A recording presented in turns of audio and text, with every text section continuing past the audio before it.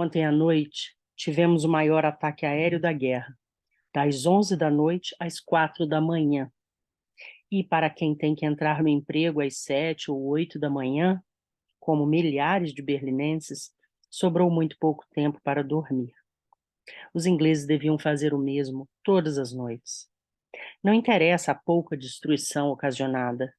Os estragos da noite passada, por exemplo, não foram grandes, mas o efeito psicológico sobre o povo foi tremendo. Assim, William Shirer começa a nos dizer o que aconteceu em Berlim no dia 26 de setembro de 1940. Vamos continuar sabendo como foi esse dia, que foi longo. Nós começamos aqui neste vídeo 104 e vamos terminar só no próximo vídeo. Neste canal, que é a leitura do livro Diário de Berlim, escrito por William Shirer. Eu sou Raquel, estou lendo este livro para você, num projeto educativo para que você conheça um pouco mais desses aspectos da história. E eu ressalto que este canal não se presta a disseminar ódio ou estimular violência, qualquer que seja, ok? Vamos lá, então, 26 de setembro de 1940. Ninguém esperava que os ingleses chegassem tão cedo. Assim, milhares de pessoas foram apanhadas pelo bombardeio quando ainda se achavam no metrô, na Stadtbahn, nos ônibus e bondes. Viram-se obrigados a correr para o abrigo antiaéreo mais próximo, passando ali a maior parte da noite. O primeiro resultado da chegada dos ingleses sobre Berlim, com essa antecedência da noite passada, teoricamente, eles podem chegar às 22 horas, isto é, 2 horas após o anoitecer.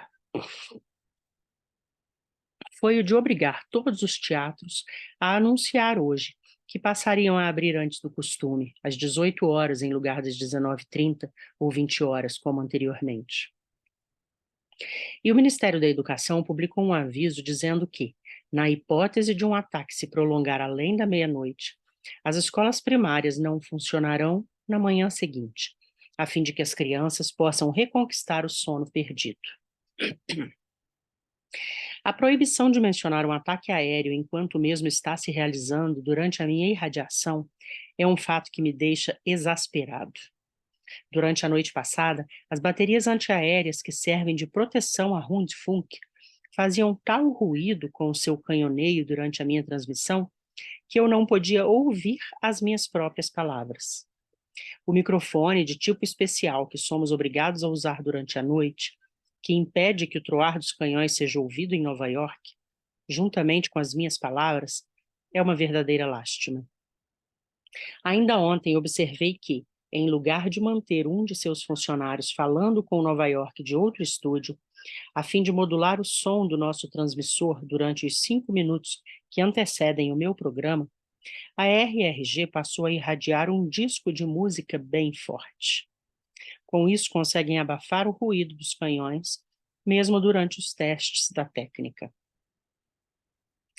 O BZN Mittag inicia sua narrativa sobre o bombardeio da noite passada com as seguintes palavras, abre aspas, o maior insuflador da guerra de todos os tempos, Winston Churchill, enviou mais uma vez os seus assassinos para um ataque ontem à noite, fecha aspas.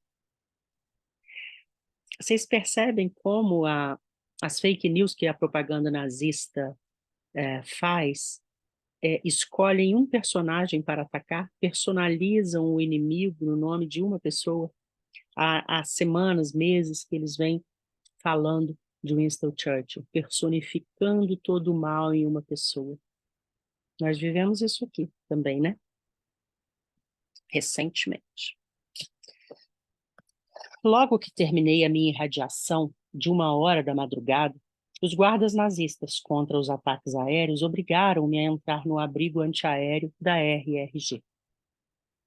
Uma vez lá dentro, tentei ler o excelente livro de Karl Kroll, 400 milhões de fregueses, mas a luz era escassa demais para isso. Assim, acabei ficando profundamente caceteado. Por fim, Lord Hall e sua esposa sugeriram que saíssemos. Passamos pelos guardas e encontramos um túnel subterrâneo pouco frequentado, onde nos preparamos para consumir o litro de schnapps que Lady How How trouxera consigo.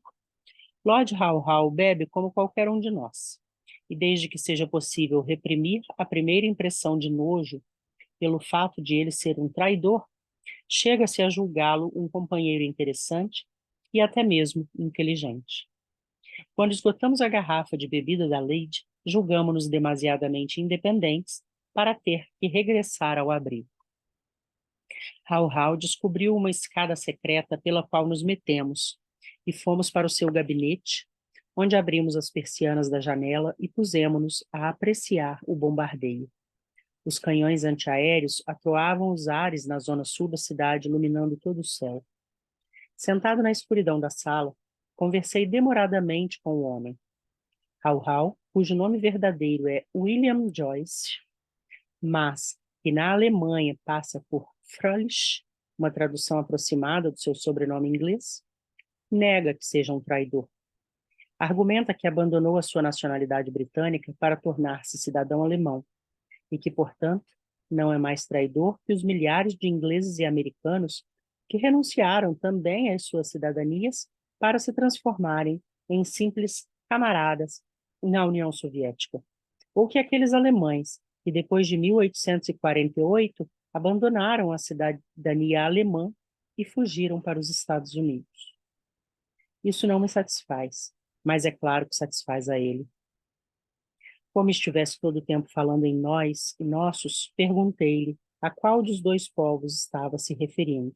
A nós, alemães, naturalmente, retorquiu ele. Um parênteses aqui, ele fala que os alemães que abandonaram a Alemanha em 1848 e fugiram para os Estados Unidos são traidores, né? Os meus antepassados abandonaram a Alemanha em 1847 e vieram para o Brasil. E aqui abandonaram a cidadania alemã, tiveram que se nacionalizar brasileiros. How How é um homem pesadão, medindo mais de 1,80 m de altura. Possui uns olhos irlandeses que estão sempre piscando, o rosto cortado por uma cicatriz, que, entretanto, não é a lembrança dos duelos universitários alemães, e sim a marca deixada pelos distúrbios fascistas promovidos nas ruas das cidades inglesas. Fala um alemão perfeito. Devo dizer que tem dois complexos que são os responsáveis pela sua triste celebridade atual. Alimenta um ódio monstruoso pelos judeus e outro igualmente feroz pelos capitalistas. Esses dois ódios têm sido toda a fonte de sua vida de adulto. Não fosse a raiva histérica que sente pelos judeus, muito provavelmente se teria transformado num agitador comunista de grande sucesso. Por mais estranho que pareça, ele acredita que o movimento nazista é um movimento proletário que libertará o mundo das garras dos capitalistas plutocráticos. E, antes de tudo e acima de tudo, julga-se um libertador das classes trabalhadoras.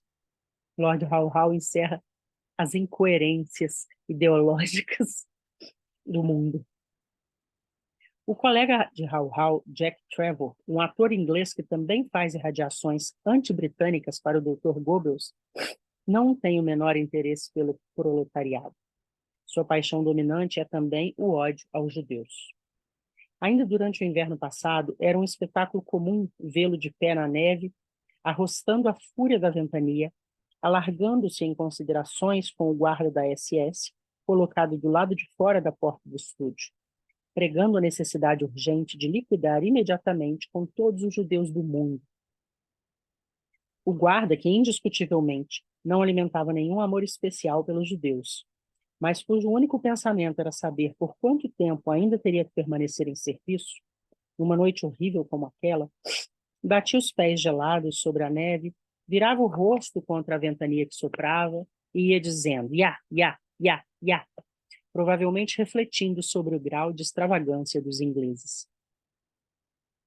A história de Lord How How, tal como me foi possível recompô-la, tanto pelas nossas palestras como pelo seu livreto Crepúsculo sobre a Inglaterra, que acaba de ser publicado em Berlim, do qual me deu um exemplar depois que o presenteei com um livro inglês que conseguira contrabandear para a Alemanha Vida e Morte de Lord Howe Howe, é a seguinte. Nasceu em Nova York em 1906, filho de pais irlandeses, que, segundo afirma, perderam todos os seus haveres na Irlanda pela sua devoção à coroa britânica. Fez os seus estudos de literatura, história e psicologia na Universidade de Londres. E em 1923, ano em que Hitler tentou o malfadado putsch da cervejaria em Munique, filiou-se aos fascistas ingleses. Diz que daí por diante ganhou a própria subsistência como professor particular. Em 1933, entrou para a União dos Fascistas, de Sir Oswald Mosley, e tornou-se um de seus principais chefes e propagandistas. Durante 3 anos seguidos, foi o chefe da propaganda de Mosley. Afirma ter abandonado o movimento deste último em 1937, devido a divergências sobre assuntos relacionados com a organização do partido. Reuniu-se então a John Beckett, antigo deputado socialista, com o qual fundou a Liga Nacional Socialista, abandonada poucos meses depois pelo próprio Beckett, que julgava os métodos de Joyce demasiadamente extremos. Referindo-se a esse período de sua vida, Howe Howe descreve: vivíamos o nacional-socialismo. Éramos todos suficientemente pobres para conhecer os horrores de liberdade dentro do regime democrático. Um dos nossos associados perdeu o juízo depois de 18 meses de desemprego e fome. Durante muitos anos, vivi na companhia de verdadeiros amigos que amavam a Inglaterra, mas que não podiam ganhar nela o bastante para comer. 2 vezes seguidas, durante o ano que procedeu à guerra, Joyce foi preso, sob a acusação de assaltos e perturbações de ordem. Então surgiram as nuvens da guerra. Para mim, escreve, foi fácil tomar uma decisão. Naquela manhã de 25 de agosto, tornou-se perfeitamente claro que estava para explodir a maior luta da história. Podia valer a pena deixar-me ficar na Inglaterra e continuar a trabalhar incessantemente pela paz. Mas eu tinha um preconceito adquirido por tradição ou por herança. A Inglaterra ia entrar na guerra. Senti que, se por motivos de consciência perfeitamente justos não podia lutar por ela, devia abandoná-la para sempre. Abandonou-a. A 25 de agosto, ele e sua mulher, que teve de partir sem sequer poder dizer adeus a seus pais, abalaram para a Espanha a fim de tomar parte naquilo que ele chama de luta sagrada para libertar o mundo.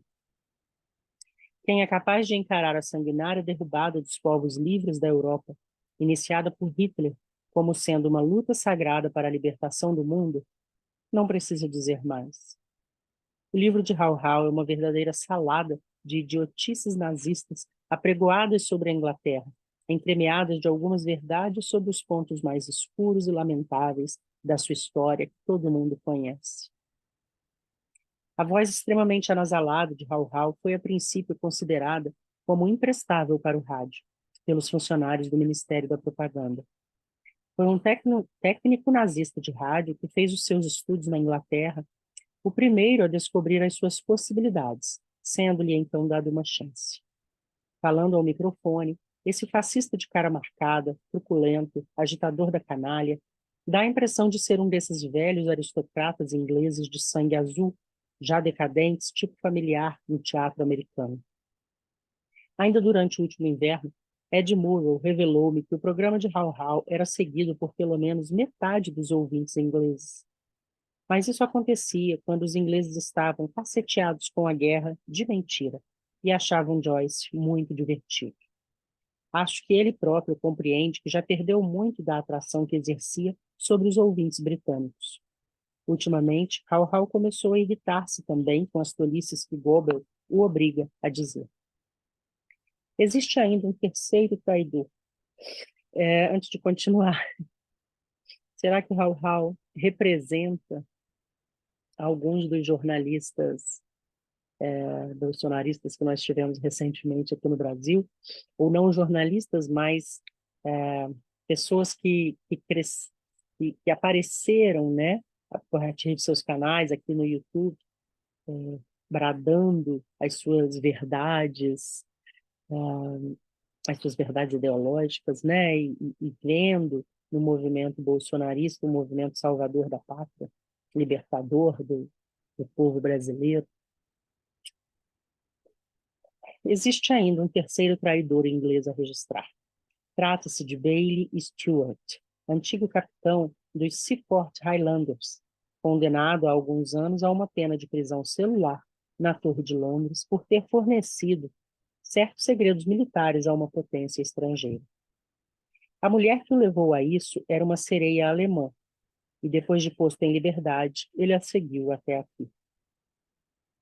A princípio, Bailey fez também várias irradiações, mas a sua natureza escocesa era demasiado inflexível para os funcionários do Ministério da Propaganda e da RRG.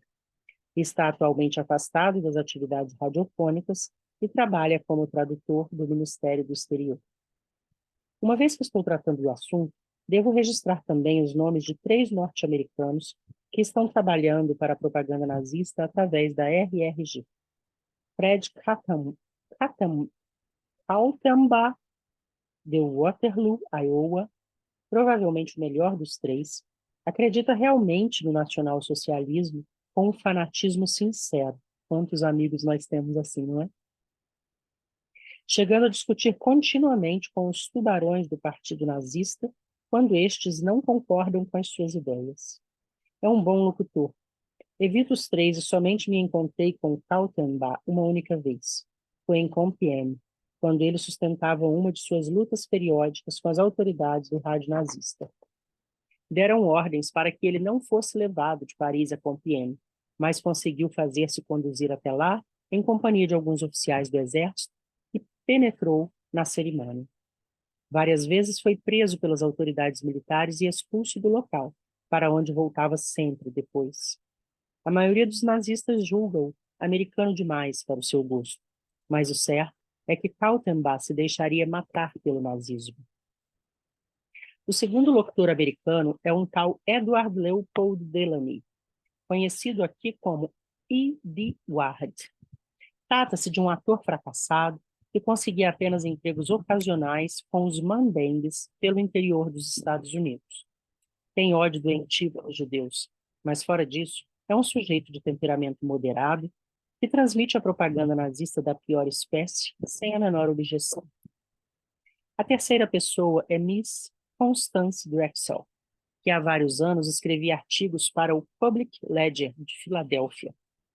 Tanto quanto posso perceber, os nazistas a empregaram principalmente porque é a única mulher em Berlim disposta a vender-lhes a sua pronúncia americana. Interessante. Ela me importuna muito constantemente para que lhe arranje um emprego.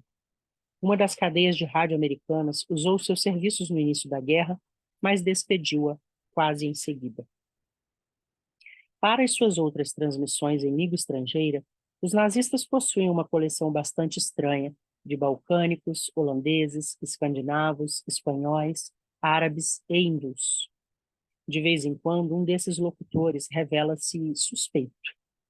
Tal como aquele iugoslavo que ainda há poucas noites começou a sua transmissão com as seguintes palavras, abre aspas, minhas senhoras e meus senhores, aquilo que vão ouvir daqui a pouco, irradiado de Berlim, não passa de um punhado de tolices, um amontoado de mentiras. E, se realmente possuem uma pequena dose de bom senso, façam apenas uma coisa, mudem para outra estação. Fecha aspas. Não pôde continuar, porque os nazistas possuem os seus fiscais ouvindo as diversas transmissões do Ministério da Propaganda no outro extremo de Berlim. Foi visto pela última vez quando os guardas da SS o carregavam para a prisão. A descrição do Schirer sobre esse dia 26 de setembro não terminou, mas para não nos alongarmos muito neste vídeo, eu vou interromper aqui e dar sequência no próximo. Até.